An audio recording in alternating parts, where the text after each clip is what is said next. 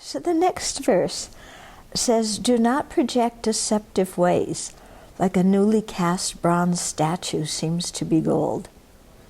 Dwell in the vibrantly warm thought that encourages spiritual growth in oneself and others." Okay, so do not project deceptive ways, like a newly cast bronze statue seems to be gold. So a new bronze statue, you know, sparkles, it's a nice shape, it glitters, it looks like it's gold, but it's bronze. Okay, Geshe Zopa uses another analogy for the same thing, of a dog wearing a lion's skin. You know, in other words, pretending to be something that you're not and trying to convince others of that. The motivation is usually to get offerings or respect of some sort, to promote one's own statue or stature. No, promote one's own status. I've been doing too much about statues these days. To promote one's own status or stature, okay? I guess you could promote your own statue. You know, people make enough of those and put them places.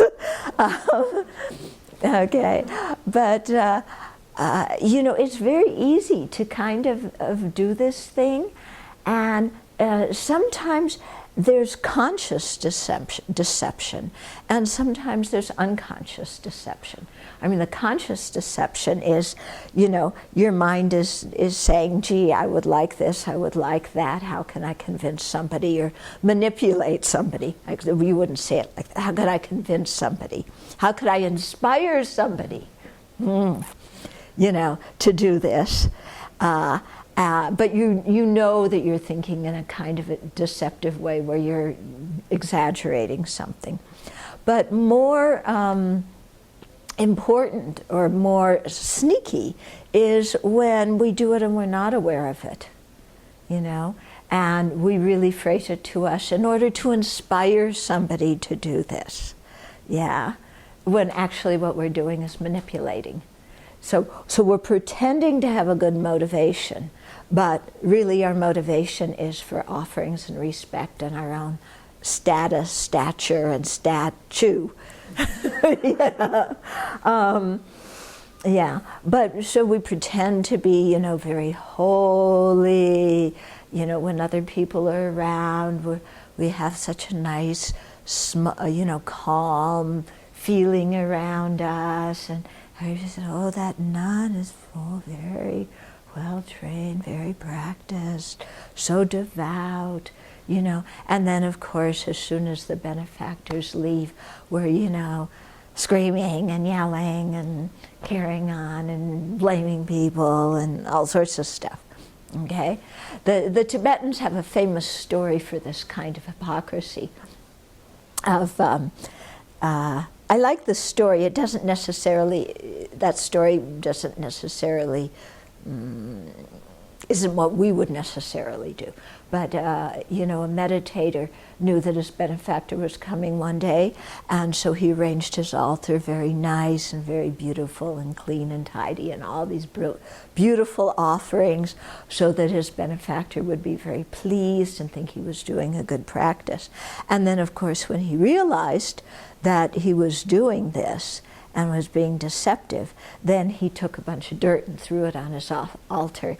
And his teacher, who at that moment saw what he was doing, said, oh, that was the best offering, the dirt on the altar, because it was, you know, somebody recognizing his own deceptive, hypocritical mind. Okay?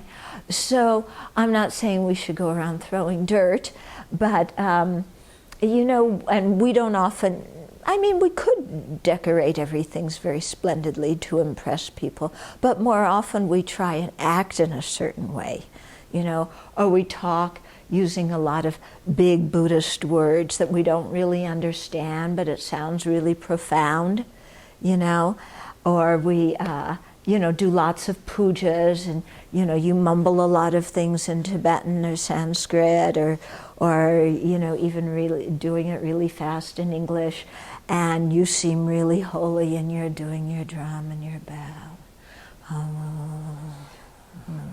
and you have the Tibetan style pages because that makes it look really official.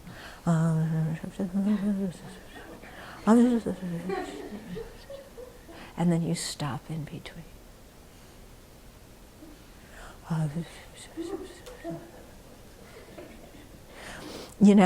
And it's like, oh, then people are going to think, oh, look, very knowledgeable, meditating, sitting so straight, doing her practices so well.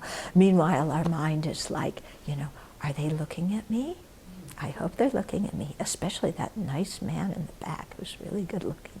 I hope he's looking at me, And, the mind is just doing a comedy show inside, isn't it? Yeah. So pretending to be something we're not.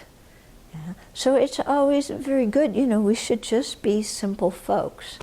And that doesn't mean put ourselves down, but it means, don't put on fancy airs pretending to be things that we aren't. If we know something, we can share it. If somebody asks us a question and we don't know, we say, I don't know. I'll go ask my teacher, or I'll go do some research. Yeah. But we don't, use a bunch of highfalutin sounding Buddhist words, well, when you realize emptiness like I have, then you'll understand, blah, blah, blah, blah, blah. I mean, that's a break of a root bodhisattva vow. Yeah. And also, it's if you lose your monastic ordination too, by the way. Yeah. Lying about attainments, when you have the depth of insight that I do, when you've practiced as long as I do, when you have superior renunciation, hint, hint, hint, like I do, and so cheating people in that kind of way. So we should be direct and straightforward, and not engage in any kind of wrong livelihood, such as flattering people in order to get them to give us something, or hinting about things we need. Oh, those cherries that you gave us when I was at your house were so delicious, Mariana. Do you have some? Yes, that's all. Instead of a genuine compliment that you mean from your heart, thank you for serving me those delicious cherries, there's a hint in there, okay? Or putting people in a position where they can't say no. Yeah. Everybody else made a donation of X amount, and how much are you going to donate to? These kinds of things, coercing people, putting them in a position where they can't say no, okay, being hypocritical, or giving them a gift with the hope that they'll give you a bigger one in return. Yeah.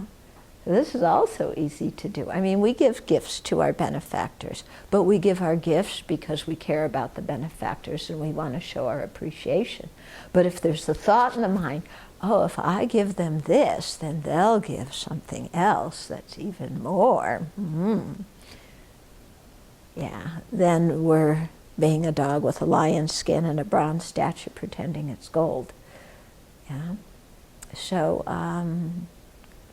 yeah, to always check our mind. And sometimes if we come up with a wrong motivation, then we correct it right then and there and change our motivation.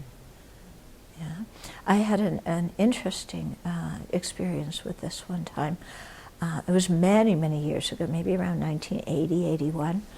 And I was with Geshe Gyaltsen and some of his students, and Kyabse Sangre Rinpoche was visiting, and they were talking about taking him to Disneyland. And I really wanted to go. And I was broke. I didn't have enough money to go. So I was kind of, saying, they're all planning, oh, you know, are you going to, well, you know, I really don't have enough money to go in. And my mind was saying, I hope somebody will, you know, kind of offer to do it. Well, sure enough, somebody did offer. And then when they did, then I realized what I was doing and that I didn't have a very good motivation. And I said, sorry, you know, really, I can't accept. I didn't have a good motivation. And Geshe Gelsen was there, and he heard me say that, and he said, huh? And I told him the story. And he said, they want to make offerings, so you change your motivation. You know? In other words, they have a virtuous heart to make offerings. Yeah? So you better change your motivation sincerely so that you give them the opportunity to make offerings. Yeah? So it was a very good lesson for me to try and do that. And of course, as it turned out, we never went to Disneyland at all. But, yeah. It was a very good teaching. Okay, so all of you bronze, gold statues, frozen in space, with your eyeballs rolled back, pretending to be.